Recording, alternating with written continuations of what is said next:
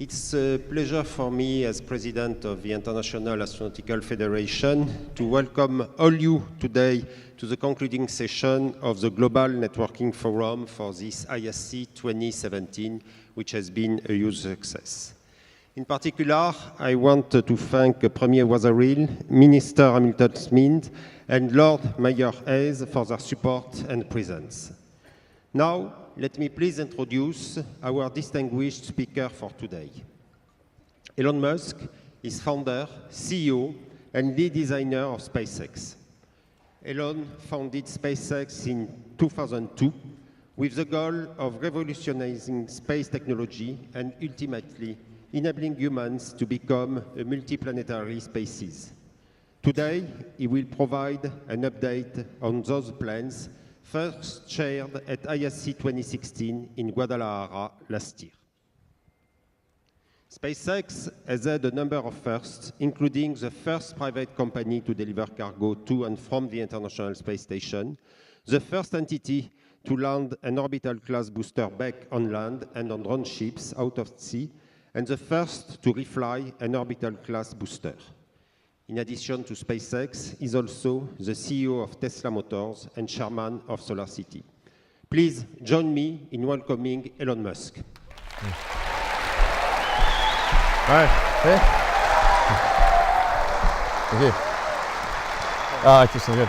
All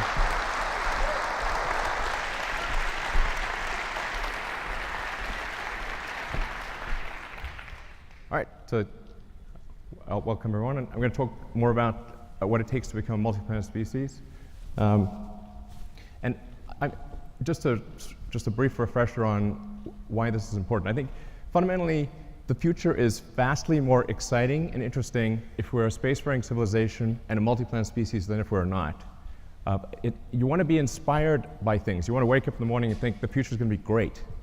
And that's what being a spacefaring civilization is all about. It's about believing in the future and thinking that the future will be better than the past. And I can't think of anything more exciting than going out there and being among the stars. That's why. So let me go into more detail on becoming multi-planet species. This is the updated design for we're sort of searching for the right name, but the code name at least is BFR.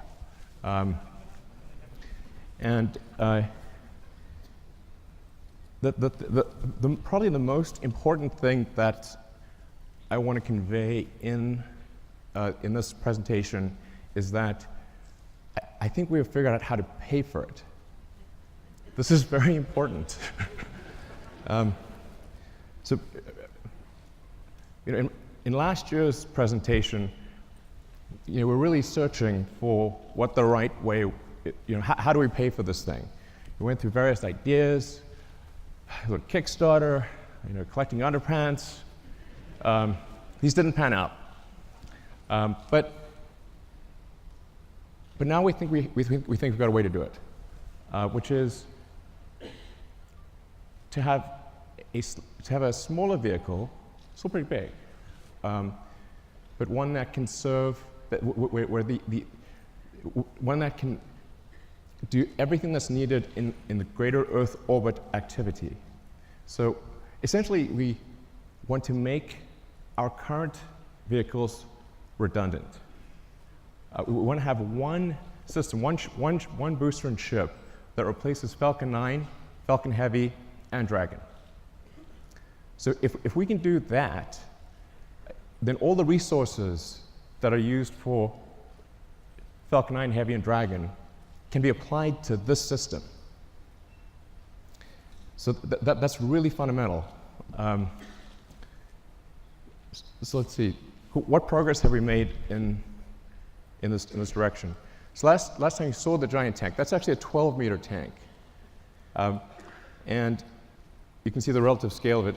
It's 1,000 cubic meters of volume inside. That's actually more pressurized volume than an A380, just to put that into perspective. We developed a new carbon fiber matrix that's much stronger and more capable at cryo than anything before. And it holds 1,200 tons of liquid oxygen. So we we tested it. So we successfully tested it up to its design pressure. And then went a little further. So we wanted to see where it would break. And we found out where it would break. It shot about 300 feet into the air and landed in the ocean. We fished it out, but we've now got a pretty good sense of what it takes to create a huge carbon fiber tank that can hold cryogenic liquid. That's actually extremely important for making a light spaceship. The next key element is on the engine side. We have to have an extremely efficient engine. So the Raptor engine will be the highest thrust to weight engine, we believe, of any engine of any kind ever made. We already have now 1,200 seconds of firing across 42 main engine tests. We fired it for 100 seconds. It could fire for much longer than 100 seconds. That's just the size of the test tanks. And then the duration of the firing you're seeing right now is about 40 seconds, which is the length of the firing for landing on Mars. The test engine currently operates at 200 atmospheres, or 200 bar. The flight engine will be at 250 bar, and then we believe over time we could probably get that to a little over 300 bar. The next key element is propulsive landing. So in order to land on places like the moon, where there is no atmosphere, and certainly no runways, or to land on Mars, where the atmosphere is too thin to land, even if there were runways, to land with a wing, you really have to get propulsive landing perfect. So that's what we've been practicing with Falcon 9. So this is just a series of landing betas. I think these are quite mesmerizing. But we now have 16 successful landings in a row. And that's with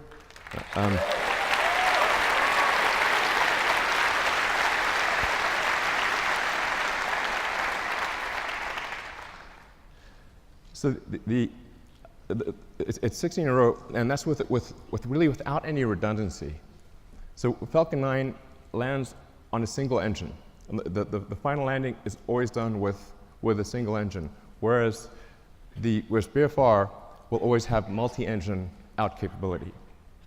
So if you can get to a very high reliability with even a single engine, and then you can land and then you can land with either of two engines, I think we can get to a landing reliability that is on par with the safest commercial airliners. So you can essentially count on the landing. It's not like you want minimum pucker factor on the landing. So, and it can land with also very high precision. In fact, we believe the precision at this point is good enough for propulsive landing that we do not need legs for the next version. It will literally land with so much precision, it will land back on its launch mounts. So the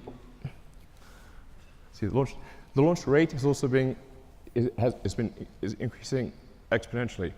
Particularly when you take tanking or refilling on orbit into account, and taking the idea of establishing a self-sustaining base on Mars or the moon or elsewhere seriously, you need ultimately thousands of ships and tens of thousands of retanking or refilling operations, which means you need many launches per day. You really need to be looking, in terms of how many landings are occurring, you need to be looking at your watch, not your calendar. So while this is quite a high launch rate that we're talking about here, by conventional standards, it's still a very small launch rate compared to what will ultimately be needed. But just for those who are unfamiliar with how many orbital launches occur every year, it's approximately 60 orbital launches occur per year, which means if SpaceX does do something like 30 launches next year, it'll be approximately half of all orbital launches that occur on Earth. The next thing is a key technology is automated rendezvous and docking. So in order to retank or refill the spaceship in orbit, you have to be able to rendezvous and dock with the spaceship with very high precision and transfer propellant. So that's one of the things that we've perfected with Dragon. Dragon 1 will do an automated rendezvous and docking without any pilot control to the space station. Dragon 1 currently uses the Canadarm for the final placement onto the space station. Dragon 2, which launches next year, will not need to use the Canadarm. So Dragon 2 will directly dock with the space station. And it can do so with zero human intervention. You just press go, and it will dock.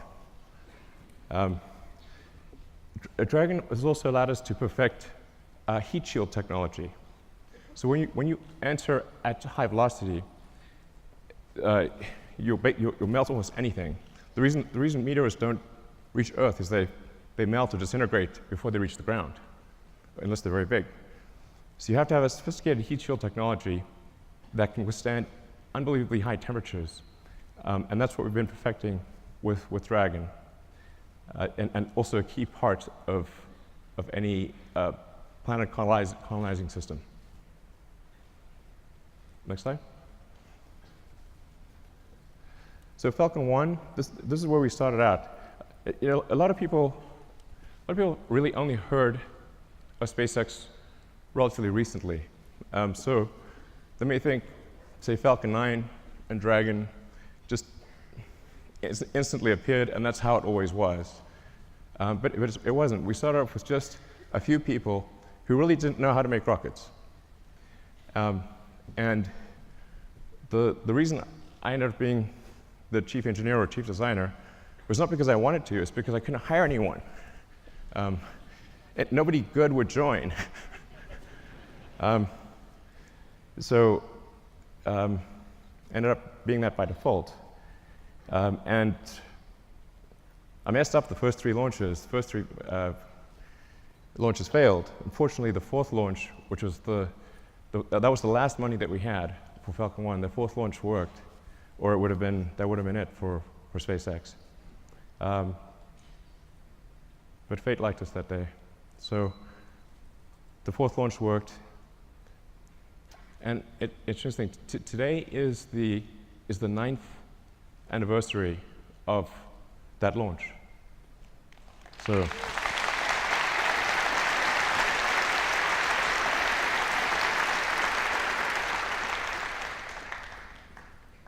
I didn't realize that until I was told that just earlier today, but it's a very emotional day, actually. But Falcon 1 was quite a small rocket. When we're doing Falcon 1, we're really trying to figure out what is the smallest useful payload that we could get to orbit. I thought, okay, something around half a ton to orbit would be able to launch, that can launch a decent-sized small satellite to low Earth orbit, and that's why we sized Falcon 1. But it's really quite small compared to Falcon 9. So Falcon 9, particularly when you factor in payload, Falcon 9 is many times more, it's sort of on the order of 30 times more payload than Falcon 1. And Falcon 9 has reuse of the primary booster, which is the most expensive part of the rocket, and hopefully soon reuse of the fairing, the big nose cone at the front. So we think we can probably get to something like somewhere between 70 and 80% reusability with the Falcon 9 system. And hopefully towards the end of this year, we'll be launching Falcon Heavy, Falcon Heavy ended up being a much more complex program than we thought. It sounds easy. Let's show Falcon Heavy, actually. It sounds like it should be easy because it's 2 first stages of Falcon 9 strapped on as boosters. It's actually not. We had to redesign almost everything except the upper stage. in order to take the increased loads. So Falcon Heavy ended up being much more a new vehicle than we realized. So it took us a lot longer to get it done. But the boosters have all now been tested, and they're on their way to the Cape Canaveral. And we are now beginning serious development of BFR. So you can see the payload difference is quite dramatic. BFR in fully reusable configuration, without any orbital refueling, we expect to have a payload capability of 150 tons to low Earth orbit.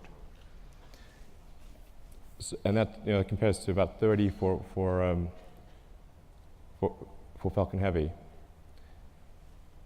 which is partially reusable. Where this really makes a tremendous difference is in the cost, which I'll come to in some of the later slides. So let's go to the next slide. And by the way, so with BFR, you can get a sense of scale by looking at the tiny person there. It's really quite a big vehicle. Main body diameter is about 9 meters or 30 feet. And it consists of the booster is lifted by 31 Raptor engines that produce a thrust of about 5,400 tons, lifting a 4,400 ton vehicle straight up.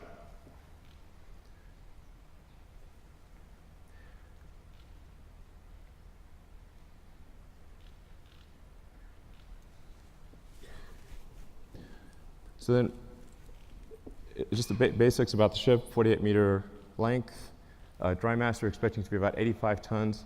Technically, our design says 75 tons, but inevitably there's mass growth.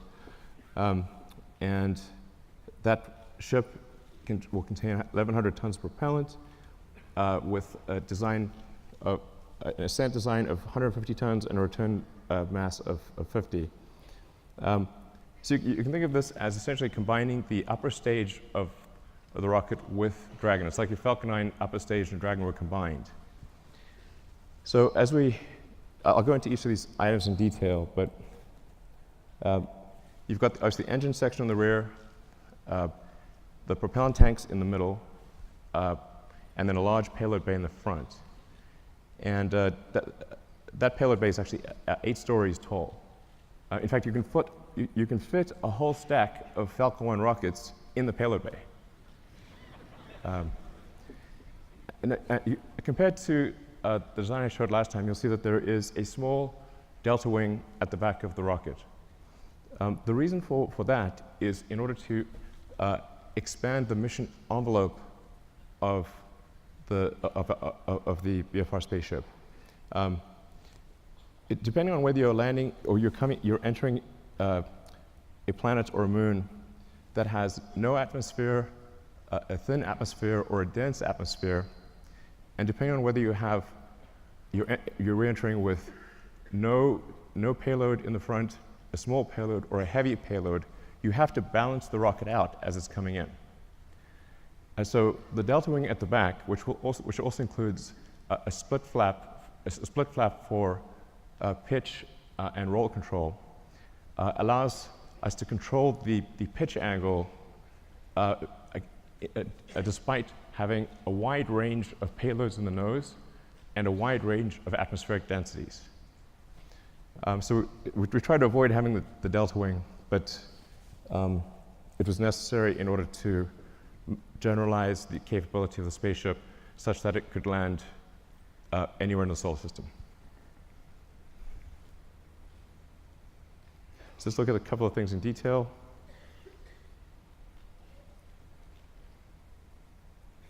So the cargo area has a pressurized volume of 825 cubic meters.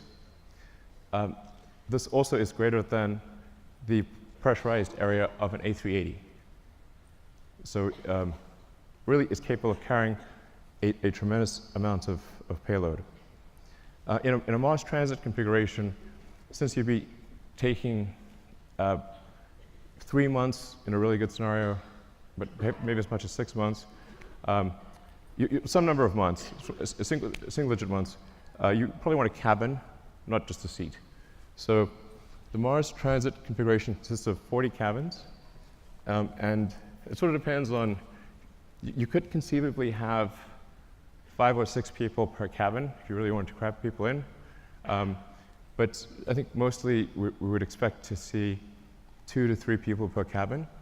And so normally about 100 people per flight to Mars. And then there's a central storage area, galley, and a solar storm shelter, entertainment area, and I think probably a good situation for at least BFR version 1. Then going to the main body of the vehicle, the center body area.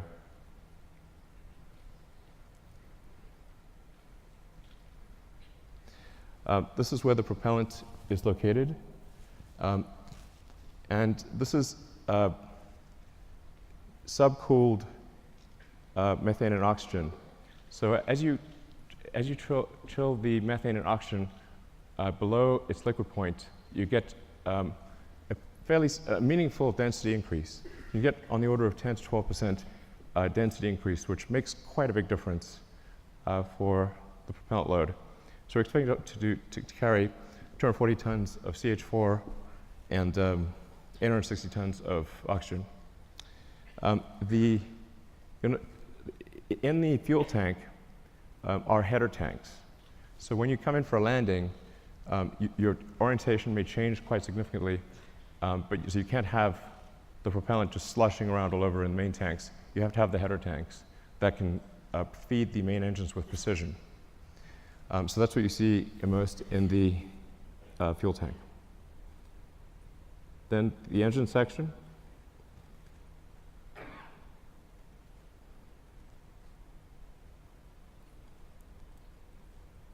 So the ship engine section consists of 4 vacuum Raptor engines and 2 sea-level engines. So all 6 engines are capable of gimbaling. The engines with the high expansion ratio have a relatively smaller gimbal area or gimbal range and a slower gimbal rate. The 2 center engines have a very high gimbal range and can gimbal very quickly.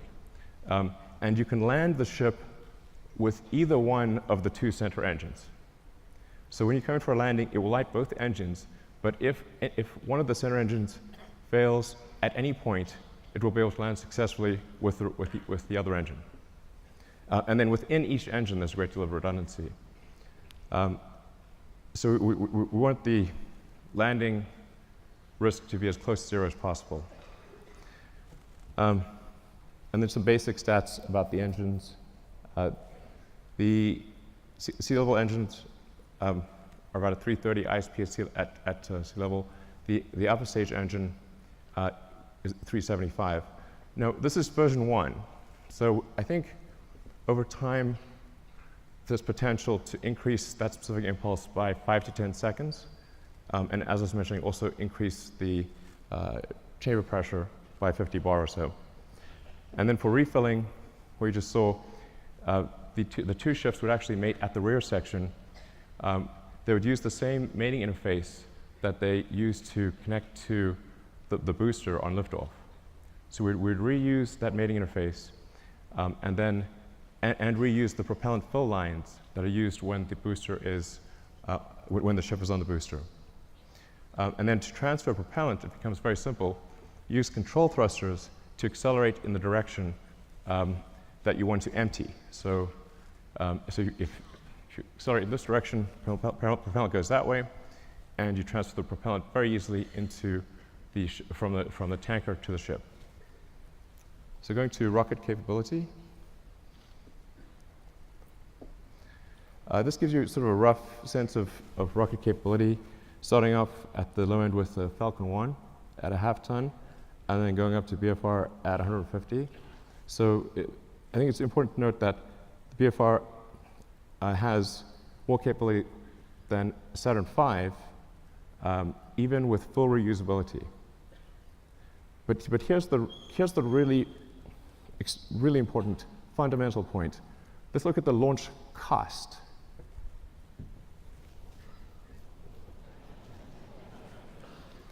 The order reverses.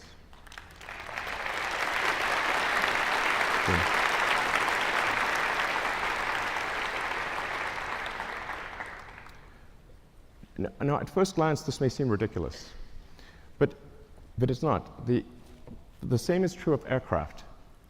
If you bought, say, a small single-engine turboprop aircraft, that would be $1.5 to $2 million. To charter a 747 from California to Australia is $500,000, there and back. The single-engine turboprop can't even get to Australia. So a fully reusable system, a fully reusable giant aircraft like a 747 costs a third as much as an expendable tiny aircraft. In one case, you have to build an entire aircraft. In the other case, you just have to refuel something. So it's really crazy that we build these sophisticated rockets and then crash them every time we fly. This is mad.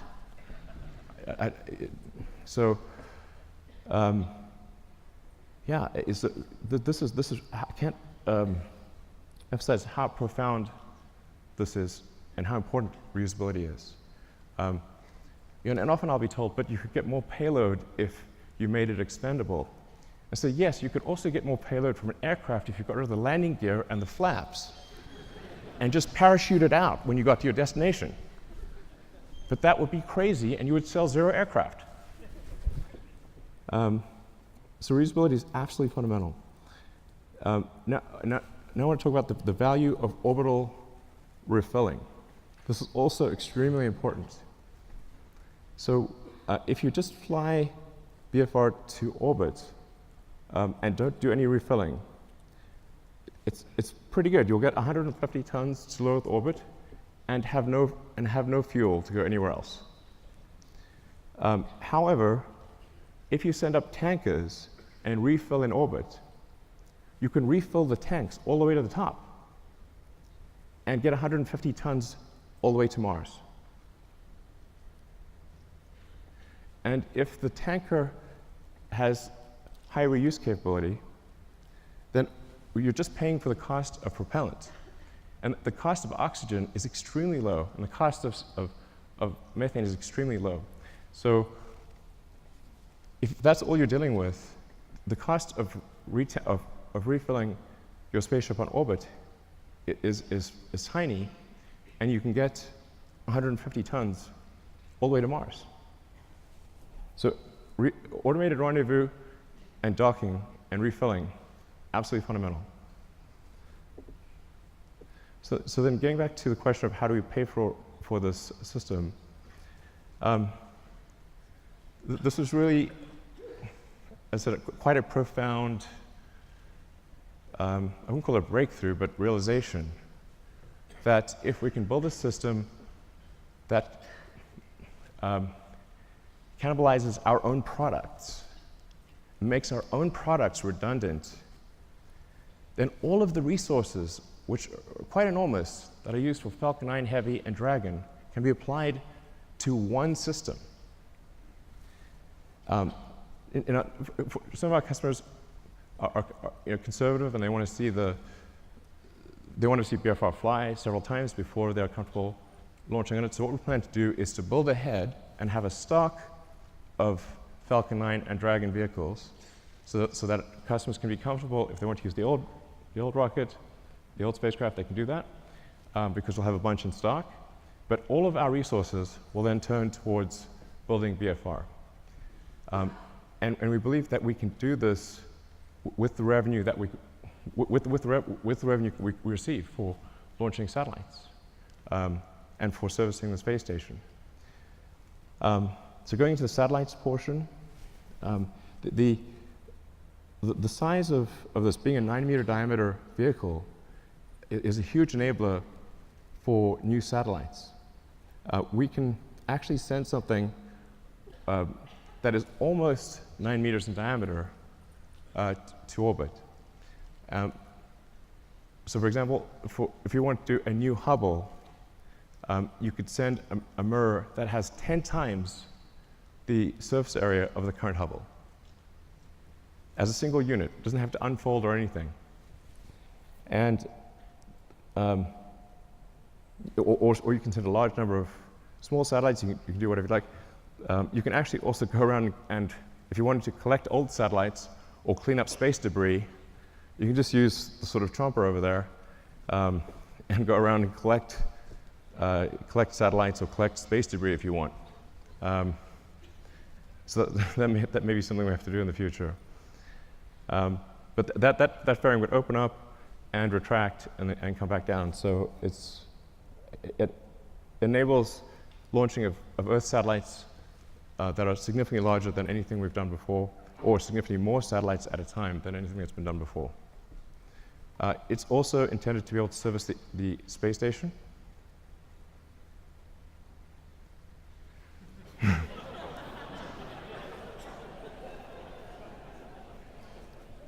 I know it looks a little big relative to the space station, but the shuttle also looked big, so it'll work.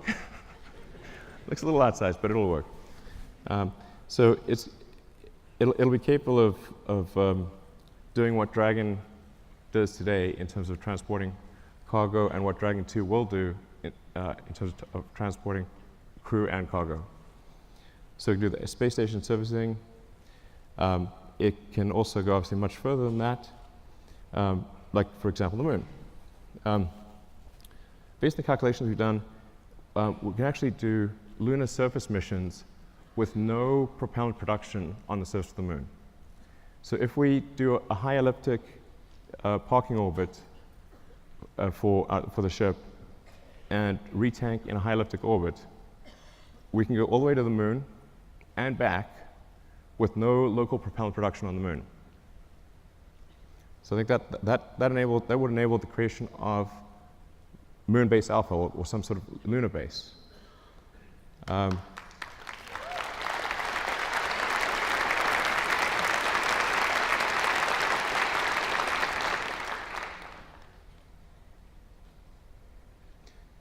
Yeah, it's quite captivating.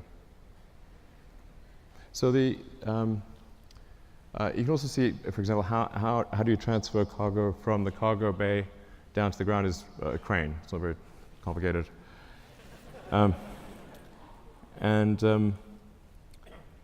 Yeah, but so this will enable the creation of a lunar base.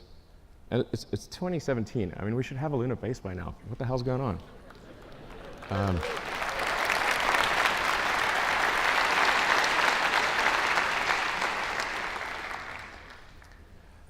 And then, of course, Mars,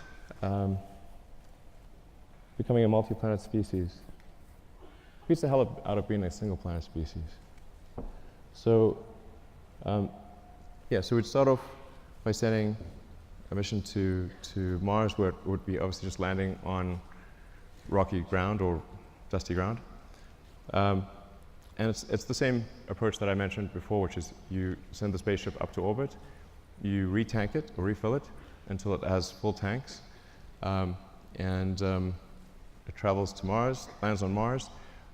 For Mars, you will need local propellant production. But Mars has a CO2 atmosphere and plenty of water ice.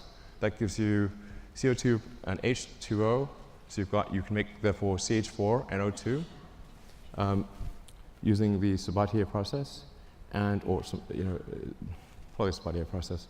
And I should mention that long term, this can also be done on Earth. So sometimes I get some sort of criticism for why are you using combustion in rockets and you have electric cars? I'm like, well, there isn't some way to make an electric rocket. I wish there was.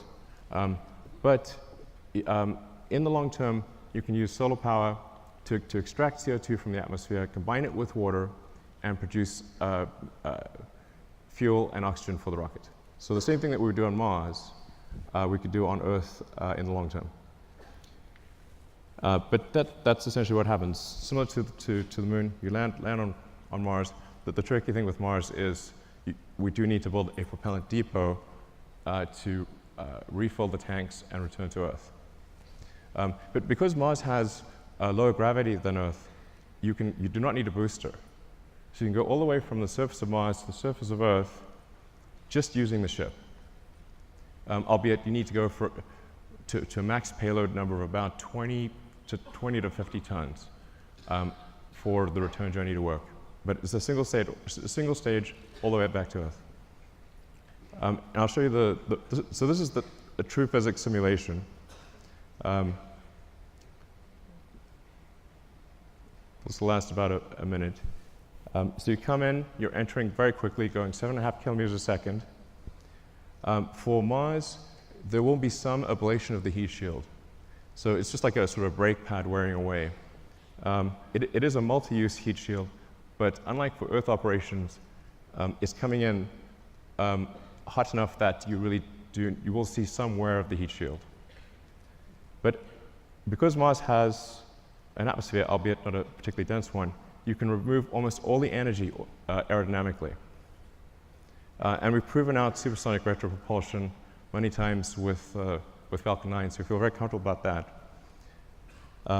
This is because it's sort of, you can see it's sort of a mesh system. It's not meant to be sort of particularly pretty because it's just trying to simulate the physics of it. But the size of the cone gives you a rough approximation for how much thrust the engines are producing.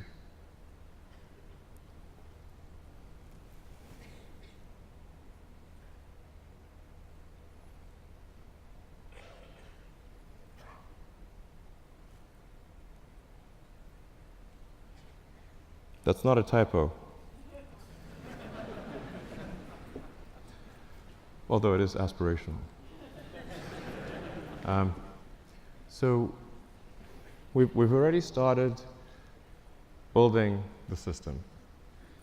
The tooling for the main tanks has been ordered.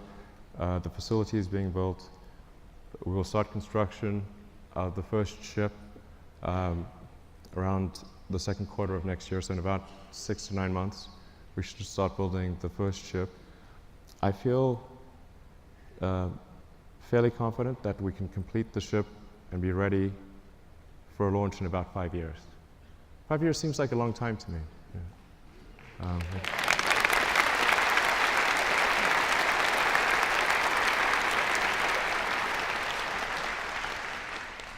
And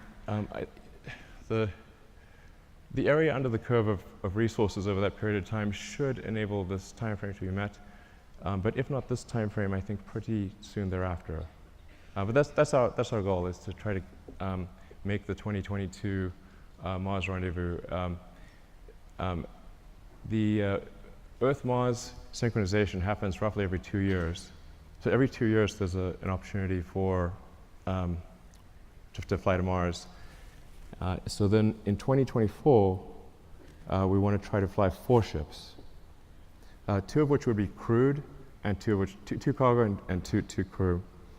The goal of these initial missions is to find the best source of water.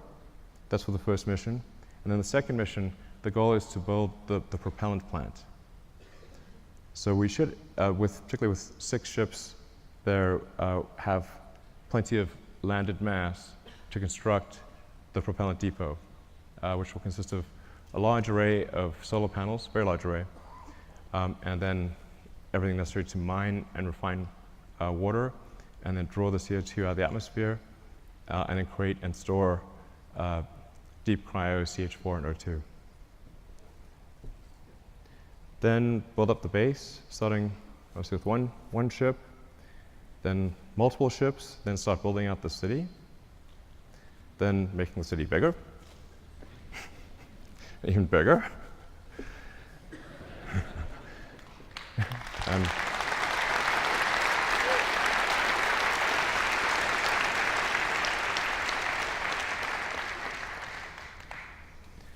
And over time, terraforming Mars and making it really a nice place to be. You can do it, Elon!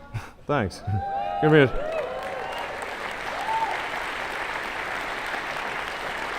But I think that's quite a beautiful picture. And on the prior slide, it's interesting to note that on Mars, dawn and dusk are blue, and it's the sky. So the sky is blue in dawn and dusk, and red during the day. It's the opposite of Earth. And but there's something else. If you build a ship that's capable of going to Mars, what if you take that same ship and go from one place to another on Earth? So we looked at that, and the results are quite interesting. Let's take a look at that.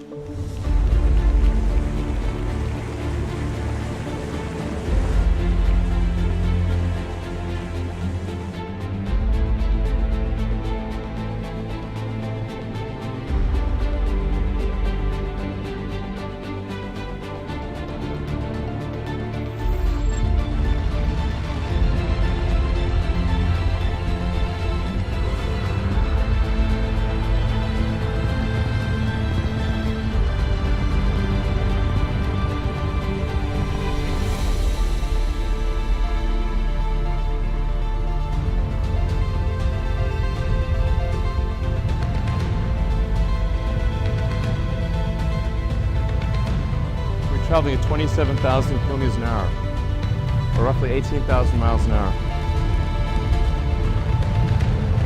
This is where the propulsive landing becomes very important to get it right.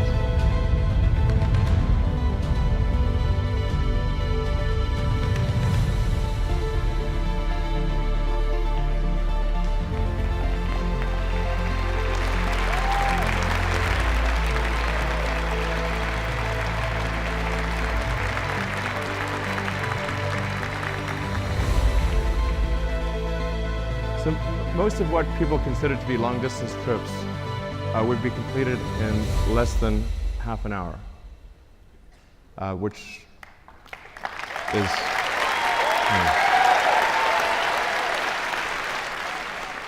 So the great thing about going to space is there's no friction. So once you're out of the atmosphere, you will go, it will be smooth as silk, no turbulence, nothing. There's no weather, there's no atmosphere.